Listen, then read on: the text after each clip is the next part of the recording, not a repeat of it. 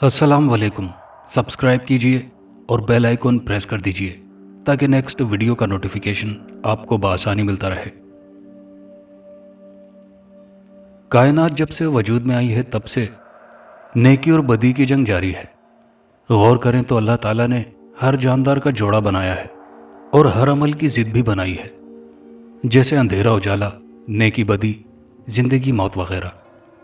आदम अलैहिस्सलाम की तख्लीक के साथ ही शैतान भी सामने आ गया।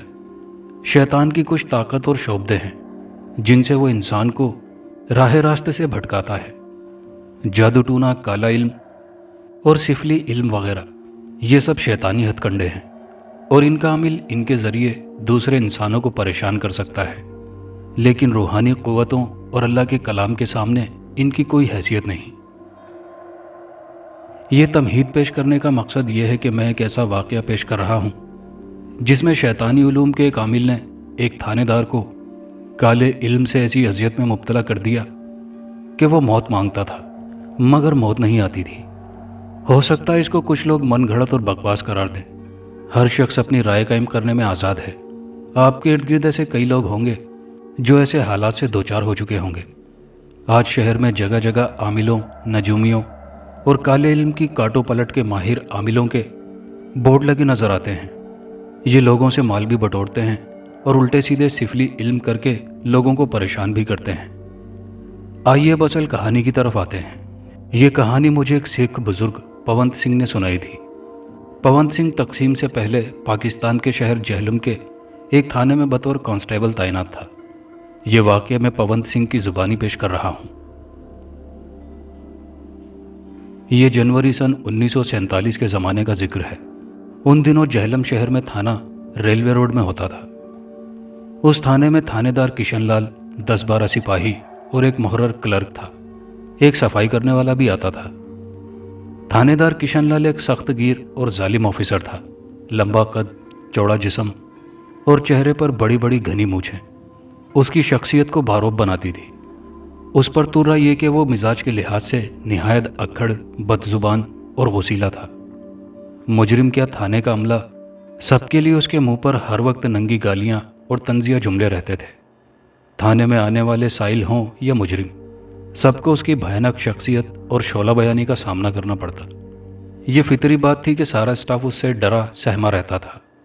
सबकी कोशिश होती कि किशनलाल का सामना ना करना पड़े। थानेदार किशनलाल की इलाके के जराइम पेशा लोगों में बड़ी दहशत फैली हुई थी। अगर कोई किस्मत का मारा उसके हत्थे चढ़ जाता तो किशनलाल ज़रूर उसकी एक आध हड्डी तोड़ देता। जराइम की दुनिया से ताल्लुक़ रखने वाले हलकों में वो जालिम सिंह के नाम से मशहूर था। उसके सामने अगर कोई मुश्तबा शख्स पकड़ा जाता तो वो उसके तशद्दुद से घबरा कर करदा और नाकर्दा जुर्म भी कबूल कर लेता। एक दिन मैं थाने ज़रा लेट पहुंचा तो मुहर्रर ने बिठा लिया और बताया कि साहब बहुत गुस्से में हैं और कहा है कि जैसे ही तुम थाने पहुंचो अंदर भेज दिया जाए। यह सुनकर मैं परेशान हो गया। बहरहाल मरता क्या ना करता, किशनलाल के कमरे में हाजिर हो गया और सैल्यूट दे मारा। उसने पहले तो बगौर मेरी शक्ल को देखा, फिर उसकी तेवरियां चढ़ गई और मोटी मूछें फड़कने लगी। आ गया लाट साहब का बच्चा, उसने चढ़ाई कर दी। ये थाना है तुम्हारा ससुराल नहीं कि जब दिल चाहा मुंह उठाकर चले आए। ना, इतनी देर से क्यों आए हो? वो मेरी पत्नी बीमार थी, मैंने झूठ बोल दिया। क्या बीमारी हो गई है उसे? किशनलाल ने घुरा कर कहा। क्या वो मरने वाली है? नहीं जी, उसे सर्दी लग गई है, मैंने बात बनाई। एक तो ये हमारी औरतें बड़ी नाजुक होती हैं, किशनलाल ने गुस्से से कहा। ज़रा ठंडी हवा चली और ये ऐंठ गई, ज़रा नहा लिया तो सर्दी लग गई, लानत हो इन पर। किशनलाल अपनी फितरत के मुताबिक कॉल फोल बकता रहा। फिर जब गुस्सा कम हुआ तो कहने लगा, तुम ये वर्दी उतार के सादा लिबास पहन लो और रेलवे पुल के नीचे पथारों का खुफिया तौर पर जायज़ा लेकर ये रिपोर्ट बना कर दो कि वहाँ कितने नजूमी, कितने तोताफाल वाले और कितने माहिर अमलियात और जादू करने वाले बैठे हैं। उन सब के नाम, पते, सारी तफसील लिखकर मुझे फराहम करो। इसकी क्या ज़रूरत पेश आ गई सर? जितना कहा उतना कर, किशनलाल ने तंजिया लहजे में कहा। थानेदार मैं हूं या तू? चल वर्दी उतार कर मेरे पास आ, तुझे कुछ बातें समझानी है। मैं उसे जान छुड़ाकर बाहर आया और वर्दी उतारकर सादा लिबास पहनकर दोबारा उसके पास जा पहुंचा। उसने अपने मखसूस अक्खड़ लहजे में मुझे जो बात बताई वो मैं मुख्तसरन अपने अल्फाज में पेश कर देता हूँ। एक दिन पहले गुजरांवाला के एक आला पुलिस ऑफिसर ने किशनलाल को फ़ोन पर बताया कि उसकी बीवी अपने अजीज़ों से मिलने जहलम गई थी। वहाँ वो रेलवे रोड पर किसी नौसरबाज के हत्थे चढ़ गई, जिसने उसे चक्कर देकर उससे 200 रुपये ऐंठ लिए। उस अफसर ने कहा था कि उसे पता चला है कि इस इलाके में ऐसे बहुत से जाली आमिल और माहिर अमलियात बैठे हैं जो सादा लोगों को ऊट पटांग तावीज़ गंडे देकर उनको लूट लेते हैं। बेगम साहिबा को जिस आमिल ने लूटा था उसके मुतालिक बताया कि उसका रंग काला सियाह है। मुझे सारी सूरत हाल बताने के बाद किशनलाल ने एक और कांस्टेबल दामू को बुलाया। वो फ़ौरन भागा आया और सल्यूट मारकर बोला, जी सर, हुक्म। हुक्म देता हूँ, ज़रा छुरी तले दम तो ले, किशनलाल ने घुरा कर कहा। हुक्म यह है कि तू सादा लिबास में पवंत सिंह के साथ जाएगा। मेरा ख्याल है तुम दोनों मिलकर ये काम अच्छे तरीके से कर लोगे। आज शाम तक मुझे रेलवे रोड पर बैठे तमाम फराडियों के नाम, पते और उनके आस्थानों की रिपोर्ट चाहिए। और हाँ, तुम दोनों ने ख़ास तौर पर ख्याल रखना है, मैंने शाम तक ये रिपोर्ट गुजरांवाला पहुंचानी है। मैं दामों को साथ लेकर रेलवे रोड पर चला गया और अपना काम शुरू कर दिया। वहाँ जगह जगह आमिल कामिल, नजूमी और तोताफाल वालों के अड्डे बने थे। ये सादा लोगों को मुख्तलिफ तरीक़ों से बेवकूफ़ बना रहे थे।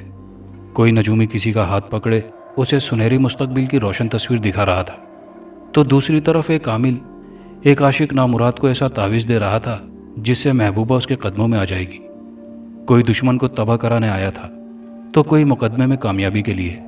एक बात मैंने नोट की कि यहाँ हर कोई शॉर्टकट चाहता था, और ये कि उसे खुद कुछ करना ना पड़े, बस आमिल साहब कोई ऐसा मंत्र फूंक दें कि सब काम अपने आप हो जाएं। बहरहाल मैं और दामू अपने काम में लग गए और पुलिस की ट्रेनिंग के मुताबिक उन लोगों के कवायफ इकट्ठे करने लगे। शाम तक हमने तकरीबन 25 आमिलों, ज्योतिषियों और नजूमियों का रिकॉर्ड बना लिया। हम अपना काम मुकम्मल करके थाने पहुंचे और किशनलाल को अपनी रिपोर्ट पेश की। वो रिपोर्ट को खासा देर तक बगौर पढ़ता रहा, फिर हमारी तरफ मुतवज्जो हुआ। अब मेरे एक सवाल का जवाब दो, किशनलाल ने हमें घूरते हुए पूछा। तुम्हें उन लोगों में कोई पक्की रंगत वाला बंदा भी नजर आया? कोई एक हो तो बताएं, दामू ने कहा। वहां तो सारे ही सांवले काले थे। बकवास बंद कर उल्लू के पट्टे, किशनलाल ने कड़क कर कहा। मैंने तुम्हें वहां किस काम से भेजा था और तुम मुझे क्या फजूल और बेमायने बातें सुना रहे हो? ये तो गधा है सर, मैंने बात संभालने के लिए कहा। वहां वाकई आपके बयान करदा हुलिये के 2-4 काली रंगत वाले नौसरबाज थे। मेरी बात का अच्छा असर हुआ और किशनलाल का गुस्सा कम हो गया। मुझे ज़रा तफसील से बताओ, उसने मुझसे मुखातिब होकर कहा। तुमने इस किस्म का धंधा करने वाले 25 अफराद की लिस्ट मुझे दी है, उनमें पक्की काली रंगत वाले कौन कौन हैं? किशनलाल का ये सवाल सुनकर मेरे पांव तले से ज़मीन निकल गई। मैं अपने जाल में खुद ही फंस गया था। मैंने तो उसे टालने के लिए कहा था, अब मैं सोचने लगा कि इसे क्या जवाब दूं। मैंने जल्द ही अपने लरसते आसाब पर काबू पा लिया और यूं ही उस लिस्ट में से 4-5 नाम ले लिए। तुम दोनों फिलहाल आराम करो, किशनलाल ने कहा। कुछ जलपान कर लो, फिर मैं तुम्हारे साथ जाकर उन मशकूक बंदों को काबू करता हूँ। सर अब तो शाम के साए बढ़ गए हैं, दामू ने फिर टांग अड़ाई। कल उजाले में चलेंगे। किशनलाल जो बड़ी मुश्किल से शांत हुआ था, फिर इस तरह भड़क उठा जैसे पेट्रोल को तीली दिखाई जाए। तुमने फिर मेरे सामने बकवास की, किशनलाल ने मुंह से झाग उड़ाते हुए कहा। तू होता कौन है मुझे समझाने और मशवरा देने वाला? चल दफा हो जा यहाँ से। दामू मुंह ही मुंह में वहां से बुड़बुड़ाता हुआ चला गया। मैं भी वहां से खिसकने की तैयारी में था कि ना जाने उस खबीस को कैसे मेरे इरादे का इल्म हो गया। तू कहाँ जा रहा है? उसने मुझे रोककर कहा। मैंने तेरे साथ 2 सिपाही और लेकर वहां जाना है। वहां तेरी निशानदेही पर उन काले रंग के बंदों को पकड़ना है। चल जा, थोड़ा आराम कर ले और फिर वर्दी पहन कर आ जा। मैं वहां से आ गया और आधे घंटे के बाद वर्दी पहनने के लिए मखसूस रूम में गया तो दामू वहां पहले से मौजूद था। मुझे देखते ही उसके चेहरे पर गुस्सा नजर आने लगा। तुमने झूठ क्यों बोला? उसने गुस्से भरी आवाज में कहा। इस पागल थानेदार को कहने की क्या जरूरत थी कि वहां 4-5 काली रंगत वाले बंदे भी थे। अब यह ख्वामखा उन बेकसूर लोगों को पकड़कर थाने ले आएगा और मार मार कर उनकी चमड़ी उधेड़ देगा। याद रखो, उन गरीबों की बद्दुआ बड़ी सख्त होगी और उनकी बद्दुआओं का अजाब तुझे भी भुगतना पड़ेगा। यार मैं क्या करता, मैंने कहा। वो मोजी जान को आ जाता, उसे किसी तरह तो राम करना था। बड़ी मुश्किल से मैंने दामू का गुस्सा ठंडा किया। उसके बाद हमने खाना खाया और फिर चाय पी। अभी चाय से फारिग हुए ही थे कि किशनलाल का बुलावा आ गया। हम वहां पहुंचे तो 3 सिपाही पहले तैयार खड़े थे।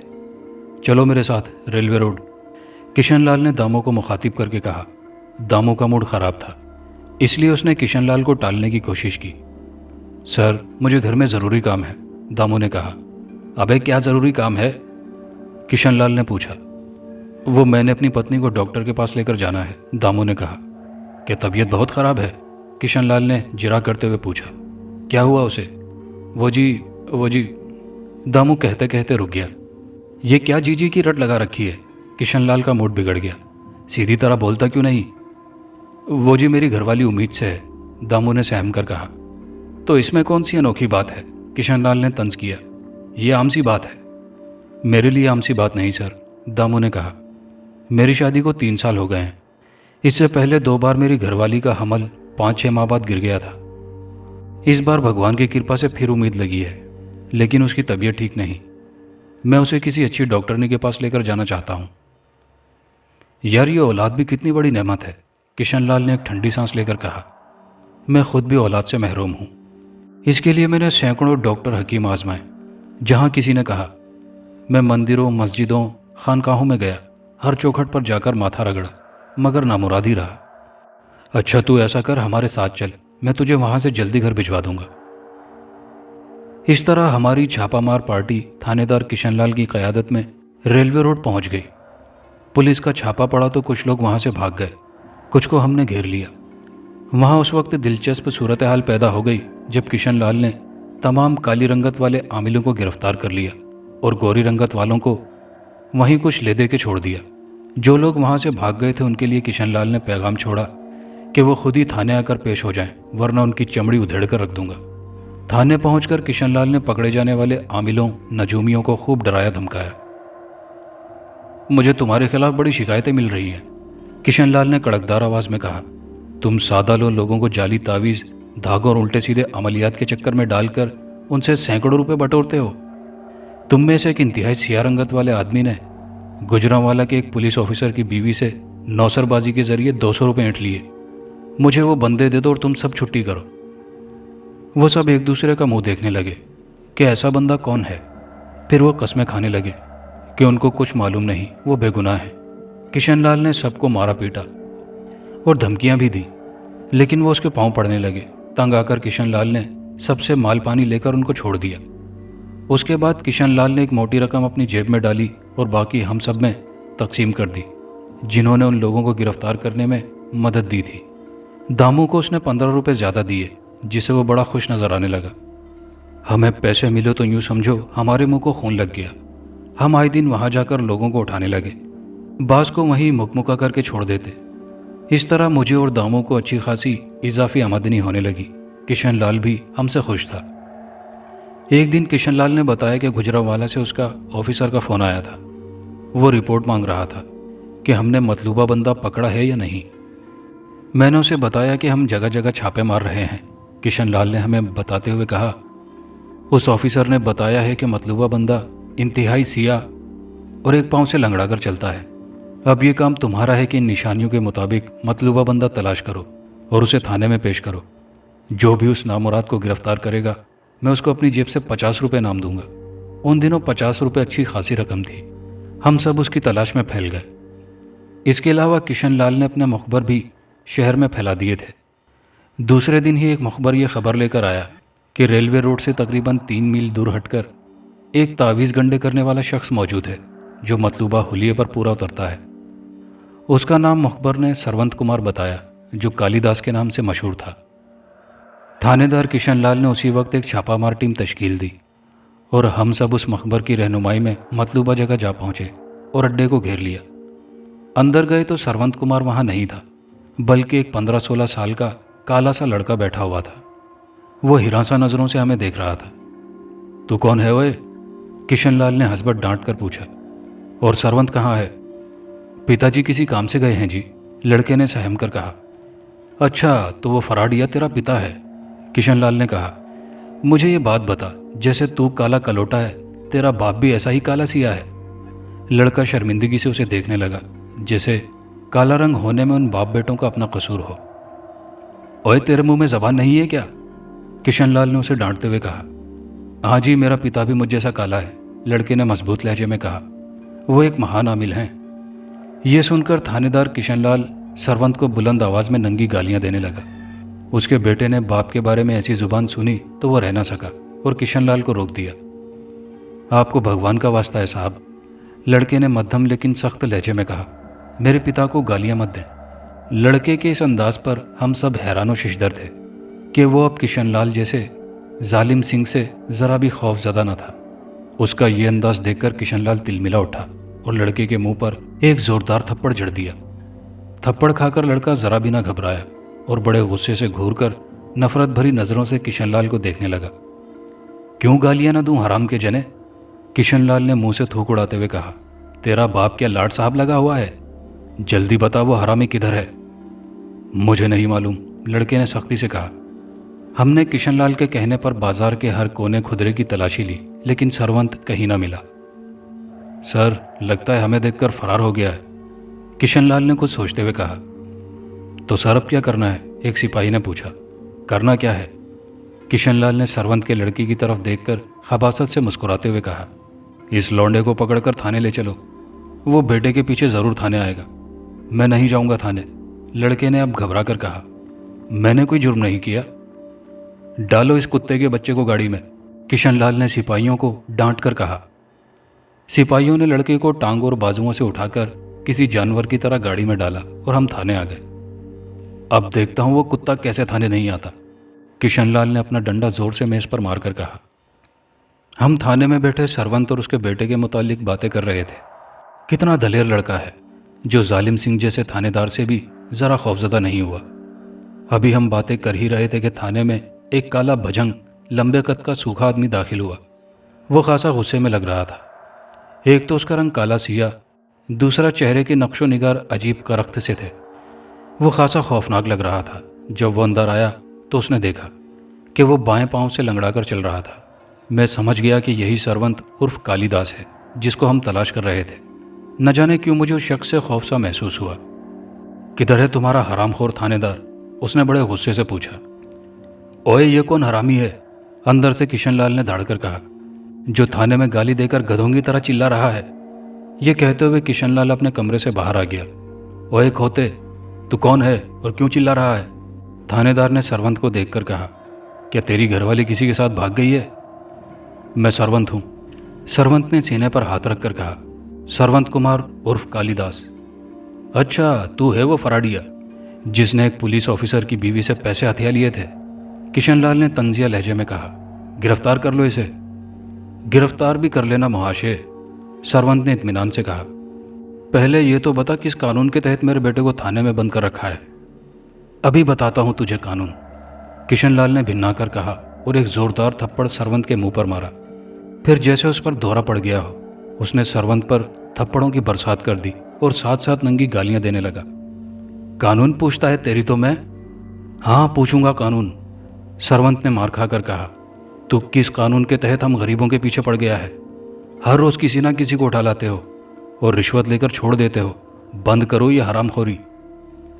किशनलाल का पाला ऐसे मुजरिम से कभी ना पड़ा था, जो थाने के अंदर खड़ा होकर उसे ललकार रहा था और हरामखोरी का ताना दे रहा था। वो तो गुस्से से पागल होने लगा। उसने हाथ में पकड़े डंडे से सरवंत को मारना शुरू कर दिया। तेरे खिलाफ रिपोर्ट दर्ज है कालिए, किशनलाल ने उसे मारते हुए कहा। गुजरांवाला से हमारे एक ऑफिसर ने फ़ोन पर रिपोर्ट दर्ज कराई है कि एक सिया रंग वाले लंगड़े माहिर अमलियात ने उसकी बीवी से नौसरबाजी करके 200 रुपये हथिया लिए हैं। ज़रा गौर से देख अंधे, सरवंत ने कहा। क्या मैं वही आदमी हूँ जिसकी तुझे तलाश है? मुझसे ज़्यादा काला तो तू खुद है। तेरे करतूत भी काले हैं। जा जा असल मुजरिम को तलाश कर। किशनलाल अपने मातहतों के सामने अपनी बेइज्जती से भड़क उठा। उसने जुनूनी अंदाज में सरवंत पर डंडे बरसाने शुरू कर दिए। मारते मारते डंडा टूट गया और किशनलाल गधे की तरह हाँफने लगा। तुझसे जो हो सकता है कर ले किशनलाल, सरवंत ने होठों से बहते खून को आस्तीन से साफ करते हुए कहा। लेकिन याद रख, जब मेरी बारी आएगी तो तेरे साथ वो सुलूक करूंगा कि तेरी 7 नस्लें याद रखेंगी। मैं काली देवी का दास हूँ और तुझ पर काली का कहर टूटेगा। हिंदुओं में काली देवी को कहर, इंतकाम और जंगोजदल की देवी समझा जाता है। मैंने जिंदगी में इतना ढीठ हड्डी वाला मुलजिम नहीं देखा, किशनलाल ने हमारी तरफ देखकर कहा, जो यूं इतनी मार खा के भी थाने में खड़ा थानेदार के सामने अकड़ रहा है। मैं अकड़ नहीं रहा, सरवंत ने कहा। मैं तुझ जैसे कानून से नाबलद थानेदार को कानून सिखाकर रहूंगा और मैं तेरी हड्डियां तोड़कर रहूंगा, किशनलाल ने कहा। बेशक मैंने बच्चे के मामले में कानून को हाथ में लिया है, लेकिन तेरी गिरफ्तारी कानून के मुताबिक की है। चलो मान लिया तेरा मतलूबा मुलजिम मैं हूं, सरवंत ने बहस करते हुए कहा। तो फिर मेरे मासूम बच्चे को थाने लेकर क्यों आया है? बगैर कोई तफ्तीश किए तूने एक टेलीफोन पर मुझे मुजरिम करार दे दिया है। मेरी बात कान खोल कर सुन ले, मुझ पर इतना ही जुल्म कर जितना तू बाद में बर्दाश्त कर सके। किशनलाल ने एक जोरदार लात उसके पेट में मारी तो वह दर्द से दोहरा हो गया। दिल खोल कर मार कमीने, सरवंत ने ढीठपन से कहा। याद रख, आज तेरा दिन है तो कल मेरा होगा। जब तू मेरी दाढ़ के नीचे आएगा तो तुझे कुचल कर रख दूंगा। तू मौत मांगेगा मगर तुझे मौत नहीं मिलेगी। तेरी आत्मा तेरे बदन से निकलना चाहेगी। मैं काली का दास हूं। पहले तो मैं तुझे शायद छोड़ देता, किशनलाल ने कहा। अब मैं तुझ पर और तेरे बेटे पर इतने मुकदमात बनाऊंगा कि तू और तेरा बेटा हमेशा जेल में सड़ता रहेगा। एक बात याद रखना किशनलाल, सरवंत ने मरूब हुए बगैर कहा। अगर तूने ऐसा किया तो आज ये तेरे जितने सिपाही तमाशा देख रहे हैं, कल मेरे हाथों तेरा तमाशा देखेंगे। भगवान की दया से वो वक्त कभी नहीं आएगा, किशनलाल ने उसके मुंह पर थूकते हुए कहा। आएगा, जरूर आएगा, सरवंत ने धड़कर कहा। ओए हरामखोरो, किशनलाल ने हमारी तरफ देखकर कहा। तुम खड़े मुंह क्या देख रहे हो? इस हरामी को पकड़कर इतना मारो कि ये मेरे कदमों में गिरकर अपने जीवन की भीख मांगे। सच्ची बात तो यह है कि हम सब सरवंत से मरूब और खौफजदा हो गए थे, मगर फिर भी हाकिम के तहत सरवंत पर टूट पड़े और लातें, घूंसे, थप्पड़ बरसाने शुरू कर दिए। वो बगैर किसी मुजाहिमत के खामोशी से मार खाता रहा, मगर मुंह से आह न निकलने दी। उसकी जगह अगर कोई घोड़ा भी होता तो बिलबिला उठता। वो मरियल सा इंसान था, मगर लोहे का बना लगता था। ओए तू इंसान है कि जिन? एक कांस्टेबल ने कहा। मैं जिन तो नहीं हूं, सरवंत ने हल्की सी मुस्कुराहट से कहा, लेकिन जिन भूत और पलीद आत्माएं मेरे काबू में हैं, वही मेरी रक्षा कर रही हैं। मुझे तो ये वाकई जिन लगता है साहब, उसी सिपाही ने किशनलाल से कहा। बकवास बंद करो ए कामचोर, किशनलाल ने गरज कर कहा। लगता है तुम्हारे हाथों में जान ही नहीं है। चूड़ियां पहन लो हरामखोरो। फिर उसने सरवंत को मुखातिब करके कहा, तूने मेरे थाने में मेरे अमले के सामने मेरी तजलील करके मुझसे ज़ाती दुश्मनी मोल ले ली है। अब जब तक मैं नौकरी में हूं, तू अपना बकाया जीवन थाने और कचहरियों के चक्कर लगाता रहेगा। तेरे अंदर इतनी शक्ति नहीं है किशनलाल, सरवंत ने अपनी सुर्ख अंगारा होती आंखों से घूर कर उसे कहा। तू मेरी दुश्मनी की तपिश बर्दाश्त नहीं कर सकेगा। याद रख पापी, मैं तुझे जलाकर भस्म कर दूंगा। इस पागल को इसके बेटे के साथ ही बंद करो, किशनलाल ने कहा। मैं बताता हूं कि इन पर क्या क्या दफात डालनी है। हमने बाप बेटे दोनों को हवालात में बंद कर दिया। किशनलाल ने उन पर फराड, चर्स, अफीम बेचने, थाने में हंगामा आराई और हुल्लड़बाजी और थानेदार पर हमले के केस डाल दिए। कल इनको मजिस्ट्रेट के सामने पेश करके रिमांड लेना है, किशनलाल ने कहा। फिर मैं इन दोनों की चमड़ी उधेड़कर भूस भरवा दूंगा। सरवंत ने हिकारत से उसे देखा और एक जहरीली मुस्कुराहट उसके होंठों पर फैल गई। फिर उसने अपने बेटे को तसल्ली दी और धीमी आवाज में उसे कुछ समझाने लगा। बेटा इस बात में सर हिलाता रहा। उसके बाद सरवंत ने एक खास अंदाज से चौकड़ी मार ली और दोनों हाथों को जोड़कर आंखें बंद कर ली और फिर उसके होंठ हिलने लगे। वह अमलियात का माहिर था और यकीनन उसने कोई अमल शुरू कर दिया था। थोड़ी थोड़ी देर बाद उसके मुंह से जय काली माँ के अल्फाज गूंज की तरह निकलते। यह अमल वो खासी रात तक करता रहा। दामोदास बहुत खौफजदा नजर आ रहा था। उसने मुझे बताया कि सरवंत काली देवी का पुजारी है और अब कोई खतरनाक अमल कर रहा है जो हम सब के लिए खतरनाक साबित हो सकता है। मुझे याद आ गया कि सरवंत ने किशनलाल से कहा था कि मैं काली देवी का दास हूं और तुझ पर काली का कहर टूटेगा। अगली सुबह सरवंत और उसके बेटे को रिमांड के लिए मजिस्ट्रेट की अदालत में पेश करना था। किशनलाल ने दोनों को जलील करने के लिए हथकड़ी लगवाई थी। सरवंत बड़े इत्मीनान और एतमाद में नजर आ रहा था, जबकि किशनलाल बड़े गुरूर से अपनी मूंछों को ताव दे रहा था। मजिस्ट्रेट ने पहले किशनलाल की तरफ से पेश किए जाने वाले मुकदमात की तफसील देखी, कुछ सवालात पूछे और उसके बाद उसने सपाट नज़रों से सरवंत और उसके बेटे की तरफ देखा। तुम कुछ कहना चाहोगे? मैजिस्ट्रेट ने सरवंत से पूछा। सर, आपने सारा मामला देख लिया होगा, सरवंत ने किसी माहिर वकील की तरह कहा। यह सब तो थानेदार की तरफ से इल्ज़ामात हैं। इंसाफ का तकाजा यह है कि मेरी भी बात सुनी जाए। तुम जो कहना चाहो खुलकर कहो, मैजिस्ट्रेट ने बेजारी से कहा। उस दौरान सरवंत मुंह ही मुंह में कुछ पढ़ रहा था। कुछ देर बाद उसने सर उठाया और मैजिस्ट्रेट की तरफ देखकर गैर महसूस तरीके से फूंक मार दी। मैंने नोट किया कि उस फूंक का फौरी असर हुआ और मैजिस्ट्रेट के चेहरे का तनाव मुलायमत में बदल गया। उसके बाद सरवंत ने बड़े पुरअसर अंदाज में सारी सूरत हाल मैजिस्ट्रेट के गोशगुजार की। उसने मैजिस्ट्रेट को बावर कराया कि थानेदार का बनाया गया मुकदमा झूठ और गलत बयानी की बुनियाद पर कायम किया गया है। उसने बताया कि थानेदार ने यह जाहिर किया है कि उसने मुझे छापा मारकर गिरफ्तार किया है, जबकि मैं खुद थाने अपने बेटे को छुड़ाने के लिए गया था, जिसे थानेदार ने गैरकानूनी तौर पर अपनी हिरासत में रखा हुआ था। आखिर में सरवंत ने यह भी साबित किया कि उसके खिलाफ महज एक फ़ोन कॉल सुनकर मुकदमा दर्ज कर लिया गया और बग़ैर किसी तफ्तीश और सबूत के उसे गिरफ्तार कर लिया गया। किस्सा मुख्तसर ये कि सरवंत ने इतने अच्छे तरीके और मुद्दलिल अंदाज में अपने खिलाफ केस की पैरवी की कि मैजिस्ट्रेट उससे मुतासिर हुए बगैर न रह सका। उसने सरवंत के साथ आए वकील को तंज़िया अंदाज में देखा, जो अब तक एक लफ्ज़ न बोला था। देखो वकील साहब, ये होती है वकालत। तुम खामखा इसके साथ आए, तुम्हारी ज़रूरत ही नहीं थी। इनकी ज़रूरत है जनाब, सरवंत ने कहा। मैं अनपढ़ आदमी हूँ, इनको इसलिए साथ लाया हूँ कि ये मेरा ज़मानती मचलका भरेंगे। तुमने ये कैसे अंदाज़ा लगा लिया कि तुम्हारी ज़मानत हो जाएगी? मैजिस्ट्रेट ने पूछा। आप बेशक मेरी दरख्वास्त मंजूर ना करें, सरवंत ने इत्मीनान से कहा, लेकिन मैं इससे भी बड़ी अदालत से इंसाफ मांग लूँगा। उस दौरान सरवंत मुसलसल कुछ ना कुछ पढ़ रहा था। ये बात मैजिस्ट्रेट से पोशीदा न रह सकी और उसने पूछ ही लिया कि तुम मुँह मुँह में क्या बुड़बुड़ा रहे हो? मैं देवी देवताओं से मदद मांग रहा हूँ जनाब, सरवंत ने कहा। यह क्या तुमने उटपटांग केस बनाया है? मैजिस्ट्रेट ने किशनलाल की तरफ गुस्सैली नज़रों से देखते हुए कहा। ख्वामखा अदालत का वक्त ज़ाया किया है। मैं फ़िलहाल दोनों बाप बेटे की ज़मानत मंजूर करता हूँ। उसके बाद सरवंत के वकील ने ज़मानत की कार्रवाई मुकम्मल की और ज़मानत मंजूर हो गई। थानेदार किशनलाल शिद्दत व गम गुस्से की कैफियत में बाहर आ गया। आज उसकी बहुत बेइज्जती हुई थी। सरवंत भी अपने बेटे के साथ बाहर आया और किशनलाल के सामने जा खड़ा हुआ। तुमने जो सांप निकालना था निकाल लिया, उसने गुस्से से सुलगते किशनलाल को तंजिया मुस्कुराहट से देखते हुए कहा। अब मेरी बारी है। तुझे मेरे साथ ज़ाती दुश्मनी रखने की बड़ी ख्वाहिश थी ना? ले फिर आज से तेरी मेरी ज़ाती लड़ाई शुरू। उसके बाद सरवंत ने बड़ी तेज़ी से ज़ेर लब कोई मंत्र वगैरह पढ़ा और किशनलाल की पेशानी पर फूंक मारी। तू पागल तो नहीं हो गया? किशनलाल ने तैश के आलम में कहा।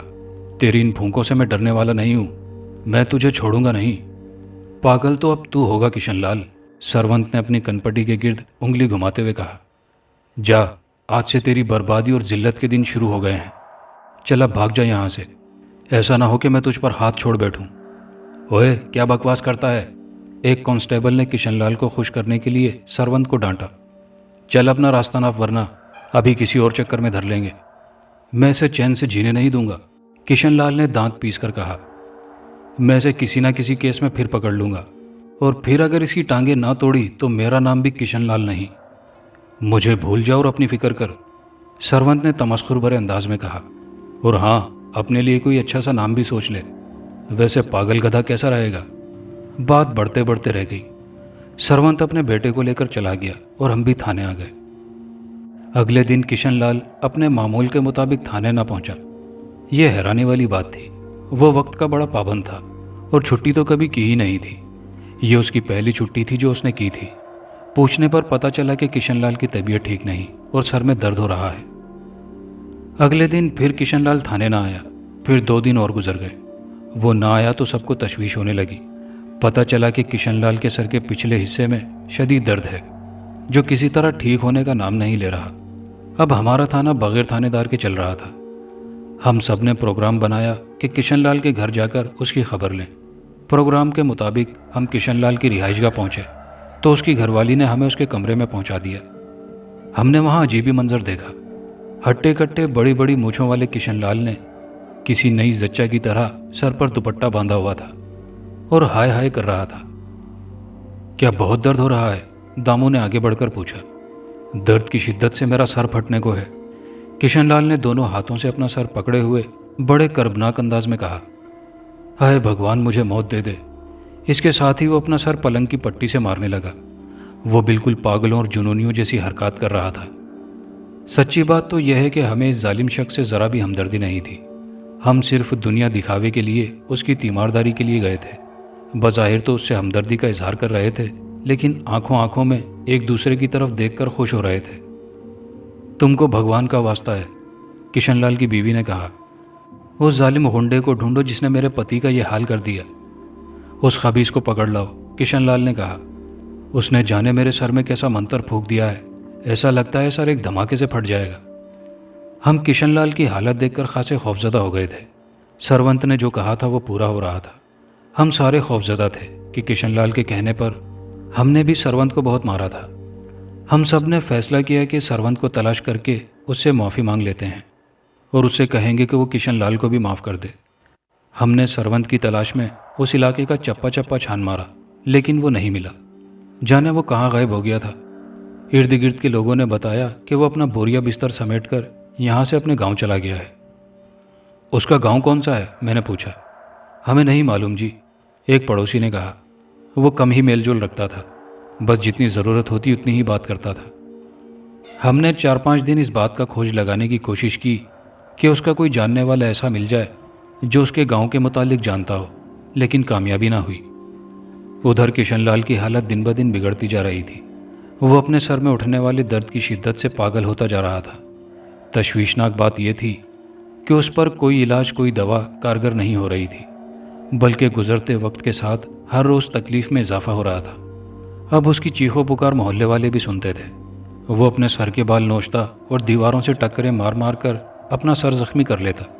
वो कर्बनाक अंदाज में रोता और फरियाद करता तो बिल्कुल ऐसे लगता जैसे कोई गधा रिंग रहा हो। मुझे याद आया कि सरवंत ने उसे कहा था कि वो अपना नाम बदलकर पागल गधा रख ले। किशनलाल ने दीवानगी के आलम में कई बार अपनी पत्नी को भी मारा कूटा और घर का कीमती सामान और बर्तन तोड़ डाले। डॉक्टरों ने हर हरबा आजमा लिया, लेकिन वो नाकाम हो गए थे। आखिर तंग आकर उन्होंने जवाब दे दिया कि वो जो कुछ कर सकते थे उन्होंने पूरी ईमानदारी से किया। उधर किशनलाल की माँ और बीवी बार बार थाने आकर सारे एहलकारों के आगे हाथ जोड़ जोड़ कर इल्तिजा करती कि किसी तरह उस काली के दास को तलाश करो, वही इसका इलाज कर सकता है। माता जी, हम कहाँ उस पापी को तलाश करें? एक कांस्टेबल ने बेबसी का इजहार किया। उस जालिम को कहीं से भी तलाश करो, किशनलाल की माँ ने रोते हुए कहा, वरना मेरा बेटा दीवारों से टक्कर मार मार कर मर जाएगा। हमने उसे तसल्ली दी कि हम पूरी कोशिश करेंगे, उसका सुराग मिल जाएगा। उसके बाद हमने बड़ी सोच विचार के बाद यह फैसला किया कि पैसे का लालच बड़े बड़े काम करवाता है। हमने रेलवे रोड के सारे आमिलों नजूमियों में ऐलान कर दिया कि जो कोई सरवंत कुमार के गांव का पता बताएगा हम उसे 50 रुपये इनाम देंगे। उन दिनों में 50 रुपये की इतनी अहमियत थी कि इतने रुपयों में एक मयारी ख़ानदान का महीने भर का राशन डाला जा सकता था। हमारी ये तरकीब कामयाब हुई। एक शख्स हमारे थाने आया। वो इस इलाके का डाकिया था जहाँ सरवंत का अड्डा था। उसने बताया कि सरवंत के पास कभी कभार वाह बस्ती, मौजूदा वाह शहर से खतूत आया करते थे। हो सकता है कि वो वाह बस्ती का रहने वाला हो। हमने वादे के मुताबिक किशनलाल की पत्नी से डाकिये को 50 रुपये दिलवाए। उन दिनों झेलम से वाह का सफ़र तकरीबन 2 घंटों का था। मैं, दामू और 2 सिपाही किशनलाल के भाई सिनहाल को साथ लेकर वाह पहुंच गए। सरवंत का घर ढूंढने में हमें कोई दुश्वारी ना हुई। हम उसका घर देखकर हैरान रह गए। वह पुख्ता ईंटों से बना 2 मंजिला मकान था। हम तो उसे बस मामूली सा दिहाड़ीबाज आमिल समझते थे, लेकिन हमारा अंदाज़ा गलत निकला। वो तो बड़े ठाट बाट से इतने बड़े घर में रह रहा था। मैंने बड़ी हिम्मत करके उसके दरवाजे पर दस्तक दी तो थोड़ी देर बाद सरवंत ने खुद दरवाज़ा खोला और मुस्कुराकर हमारी तरफ देखने लगा। उसके चेहरे पर हैरत का शाइबा तक ना था। ऐसा महसूस हो रहा था जैसे उसे पहले से इल्म हो कि हम आ रहे हैं। आज फिर तुम लोग मुझे गिरफ्तार करने आ गए हो, उसने बड़ी खुश अखलाकी से कहा। मगर आज मैं गिरफ्तारी नहीं दूंगा, क्योंकि आज वक्त की लगाम मेरे हाथ में है। ऐसी कोई बात नहीं सरवंत महाराज, दामू ने उसे मक्खन लगाते हुए कहा। हम तो आपके पास अपने ज़ाती काम से आए हैं। मुझे मालूम था कि तुम मेरे पास ज़रूर आओगे, सरवंत ने बेनियाजी से कहा। फिर तो आपको ये भी मालूम होगा कि हम क्यों आए हैं, दामू ने कहा। हाँ, मुझे ये भी मालूम है, सरवंत ने कहा। तुम उस कमाकल और बददिमाग शख्स के लिए आए हो जो अपने थाने में फिरौन बना हुआ था।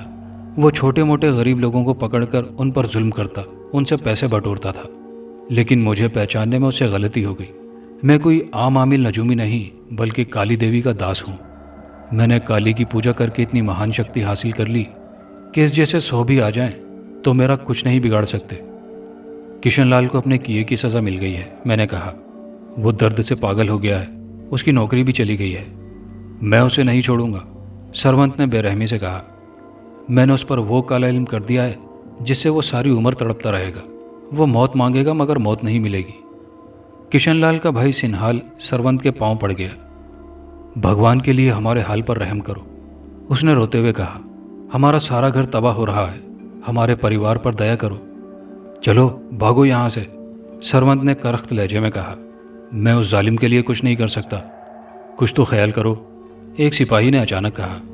हम तेरे घर मेहमान हैं, मेहमानों को चाय पानी के बगैर ही भेज देगा। दरअसल उसका मकसद ये था कि चाय पानी के बहाने बैठने का मौका मिल जाएगा, तो फिर उसकी मिन्नत समाजत की जा सकेगी। तुम लोग महान नहीं शैतान हो, सरवंत ने कहा। तुम लोगों ने थाने में जो मेरी मेज़बानी की थी वो याद होगी। मैं चाहूँ तो तुम सबको भी किशनलाल जैसे अजाब में डाल दूँ, लेकिन इसलिए छोड़ रहा हूँ कि तुम उसके हुक्म के पाबंद थे। चलो भागो यहाँ से। हमने सरवंत के आगे बहुत हाथ पैर जोड़े कि वो किशनलाल की तकलीफ़ का कोई तोड़ कर दे, मगर वो उस वक्त बहुत भड़का हुआ था, इसलिए उस पर हमारी इल्तिजाओं का कोई असर ना हुआ। हम वहाँ से बेनीलो मुराम वापस आ गए। उन दिनों किशनलाल की बीमारी की वजह से एक नया थानेदार आ गया था। उसको हम सब चावला साहब कहते थे। उसने जब हमारी नाकामी का सुना तो जोश में आ गया। ये लातों का भूत है, चावला ने कहा। बातों से नहीं मानेगा, उसको कानून के शिकंजे में कसना पड़ेगा, तब वो मजबूरन किशनलाल पर किए गए मंतर का तोड़ देगा। वो बड़ा मक्कार और चालाक है सर, दामू ने कहा। ऐसा ना हो कि हम उसे तंग करें तो वो हमारा हाल किशनलाल से भी बुरा कर दे।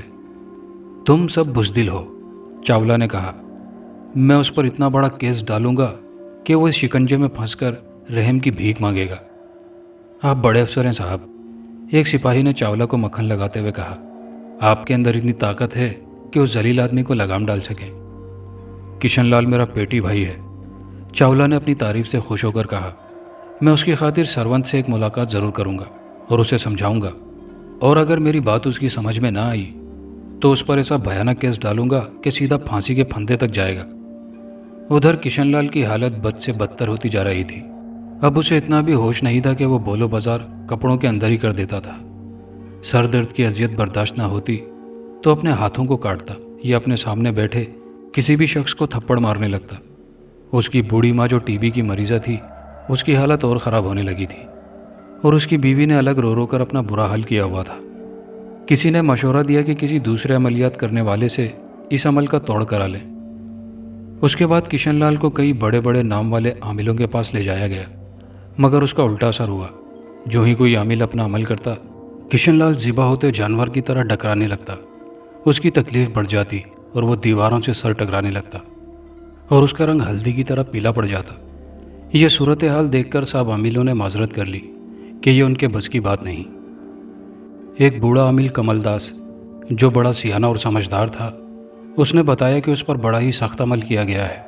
अमल करने वाले ने काली देवी को खुश करने के लिए अपने खून की भेंट भी दी है। जब तक वो खुद इसका तोड़ नहीं करेगा, कोई दूसरा मुश्किल से ही इसका तोड़ कर सकता है, या फिर ऐसा कोई आमिल जिसके पास सरवंत से भी ज़्यादा काली ताकत हो। हर तरफ से मायूस होकर चावला ने खुद सरवंत से मिलने का इरादा कर लिया। वो बड़े गुरूर और तमतराक से सरवंत के पास जा पहुंचा। मैं और दामू उसके साथ थे। सरवंत ने हमें देखा तो बुरा सा मुँह बनाया। हमने उसका चावला से तारुफ कराया और बताया कि ये किशनलाल की जगह नए थानेदार आए हैं।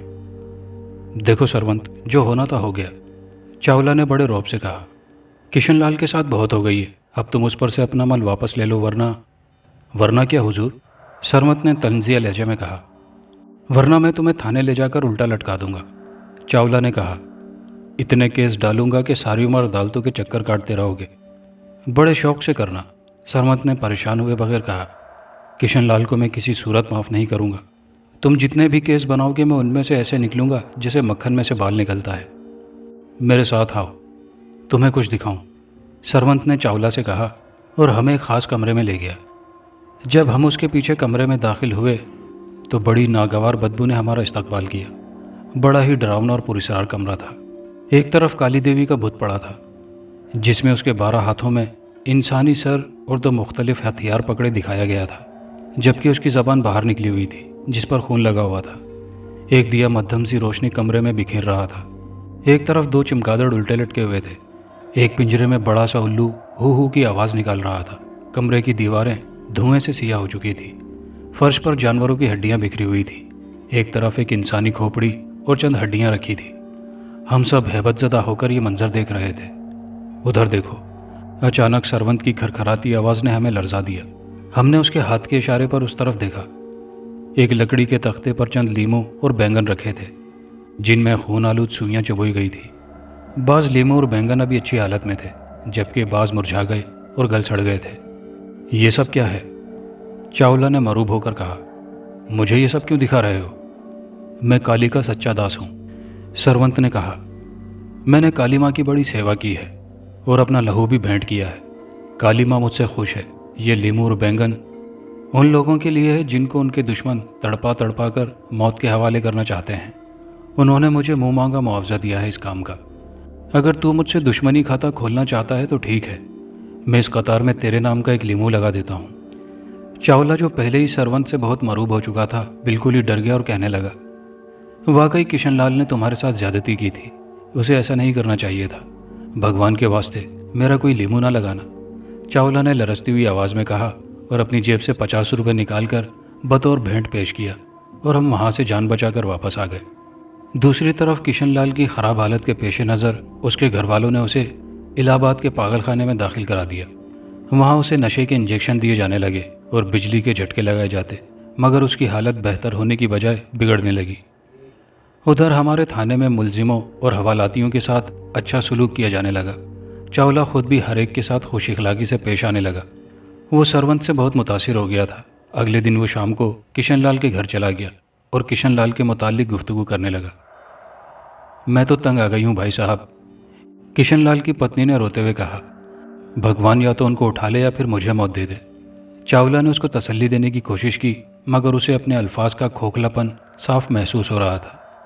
किशनलाल की बूढ़ी और बीमार माँ अलग सुलग रही थी। एक बात खरी कहूँगा चाहे बुरी लगे, उसने कहा, तुम लोग किशनलाल के साथ खुद भी पागल हो गए हो। उसे किसी डॉक्टर, कभी माहिर नफ्सियात, शहर शहर लिए फिर रहे हो। ये सब बेकार है। मेरी मानो तो तुम सरवंत के पास जाओ, उसका इलाज वही कर सकता है। मैंने बड़े बड़े माहिर अमलियात से पूछा है। उनका कहना है कि सरवंत वाकई गुरु है और उसके जहर का तोड़ हमारे पास नहीं है। वैसे सच्ची बात तो यह है कि किशनलाल अपनी थानेदारी के नशे में उससे कुछ ज़्यादा ही जुल्म कर बैठा।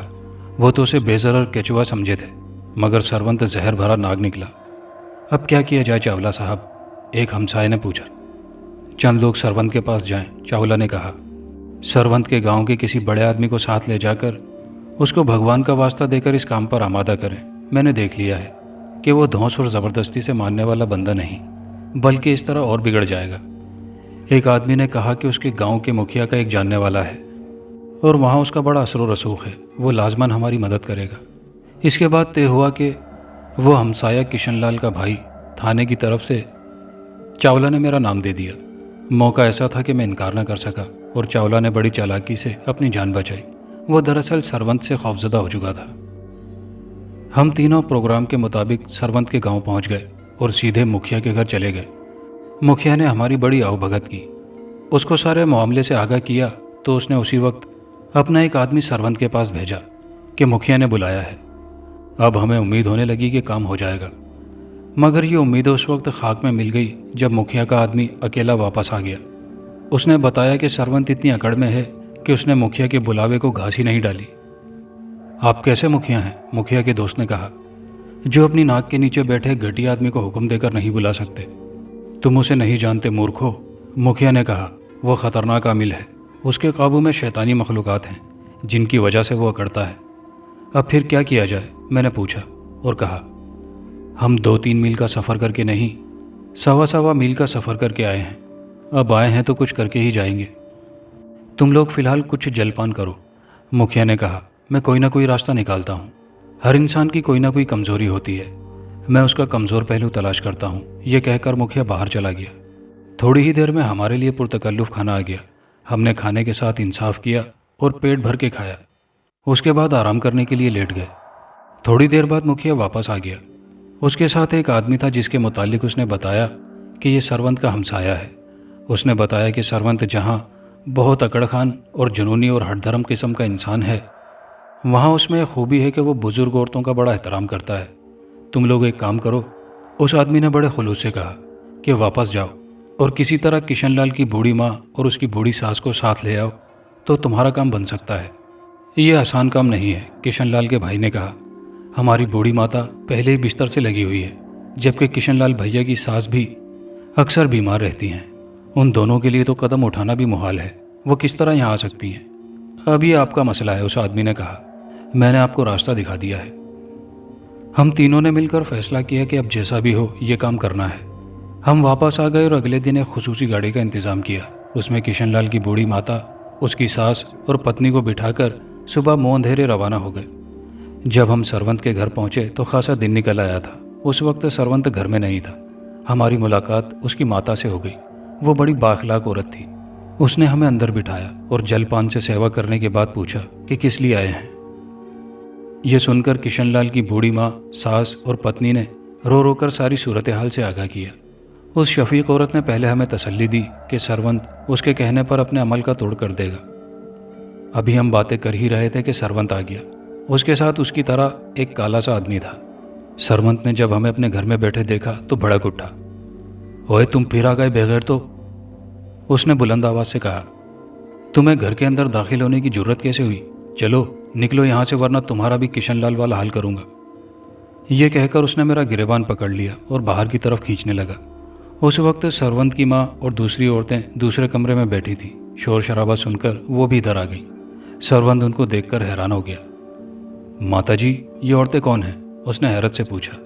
उसकी माँ ने जवाबन आगे बढ़कर एक जोरदार थप्पड़ उसके मुंह पर लगाया। ये क्या तूने हराम टोपी मचा रखी है? उसकी माँ ने कहा। यह थानेदार किशनलाल का क्या किस्सा है? उसकी माँ ने पूछा। एक जालिम भेड़िए का नाम किशनलाल है माताजी, सरवंत ने कहा। यह भेड़िया मजलूमों और कमज़ोरों को चीर फाड़ता है। मैंने उसको थोड़ी सज़ा दी है। मेरा बेटा भेड़िया नहीं हो सकता, किशनलाल की माँ ने सिसक कर कहा। आप उसे माँ की नज़र से देखती हैं, सरवंत ने कहा। आओ मैं आपको हकीकत दिखाता हूँ। यह कहकर उसने अपने बेटे को बुलाया और उसकी कमर से कमीज़ उठाकर बोला, गौर से देखो। आपके अपने बेटे की सिगरेट से दागे जाने वाले निशान और डंडे मारने के निशान अब भी नजर आ जाएंगे। फिर उसने मेरी तरफ इशारा करके कहा, तुम्हारे साथ जो कुछ हुआ उसका ये गवाह है। मेरे दांतों के दरमियान खलाओं को देखो, ये भी किशनलाल के जुल्म का मुंह बोलता सबूत है। अब बताओ वो भेड़िया है कि नहीं? यह देखकर किशनलाल की बूढ़ी माँ सरवंत के कदमों में गिर पड़ी। बेटा, मैं उस जालिम की माँ हूँ, उसने रोते हुए कहा। उसने जो जुल्म किया है मैं तेरे चरणों में गिरकर उसकी माफ़ी मांगती हूँ। हो सकता है इस तरह तेरे इंतकाम की आग सर्द हो जाए कि जुल्म करने वाले की माँ तेरे कदमों में गिर पड़ी है। मैंने देखा सरवंत के चेहरे पर छाई करख्तगी नरमी में बदल गई और वो कुछ सोचने लगा। उसके बाद किशनलाल की सास और पत्नी भी उसके कदमों में गिर गई और रोने लगी।